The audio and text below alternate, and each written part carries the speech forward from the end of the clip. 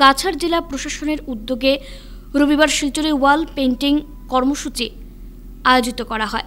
জেলা সমাজ কল্যাণ বিভাগের উদ্যোগে আয়োজিত এদিনের অনুষ্ঠানে 150-এর বেশি ছাত্রছাত্রীরা উৎসাহের সঙ্গে অংশগ্রহণ করে শহরের অফিসপাড়া এলাকা, তরুণরাম ফুকন বিদ্যালয় ও পাটোয়ারি অফিসপাড়া এলাকায় থাকা দেয়ালগুলোতে শীর্ষক বিষয়ের উপর বিভিন্ন চিত্র তুলে ধরে জনগণকে সচেতন করার প্রয়াস করেছেন তারা।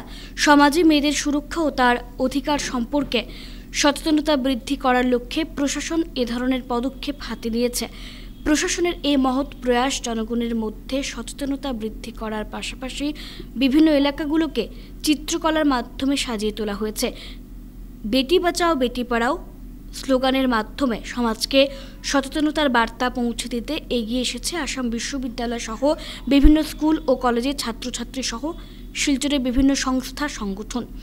বিষয়টি নিয়ে জেলা সমাজ কল্যাণ বিভাগের আধিকারিক তথা শিলচরের ভারপ্রাপ্ত এসডিও পরীক্ষিত থরাম সংবাদ মাধ্যমের সামনে বিস্তারিত তথ্য তুলে ধরেন। যে রোডটা আছে ডাবাংলা রোড, এই রোডে হচ্ছে প্রায় 150 স্টুডেন্ট কতজন? টোটাল 150 প্লাস ক্যান্ডিডেট আছে। এর মধ্যে গ্রুপও আছে, ইন্ডিভিজুয়ালও আছে। এর মধ্যে জড়িত আছে বিভিন্ন school, colleges, women's college, NGO থেকে এসেছে, কেবির থেকে এসেছে, আসাম ইউনিভার্সিটি স্টুডেন্ট এসেছে। District hub for empowerment of women থেকে এটা অর্গানাইজ করা হচ্ছে। তার জন্য আমাদের in collaboration with the district administration এটা করা হয়েছে। আমাদের এখানে আপনার বিভিন্ন জায়গাতে, বিশেষ করে আপনার এখানে আমরা ডিডিএমএ, তারপরে আপনার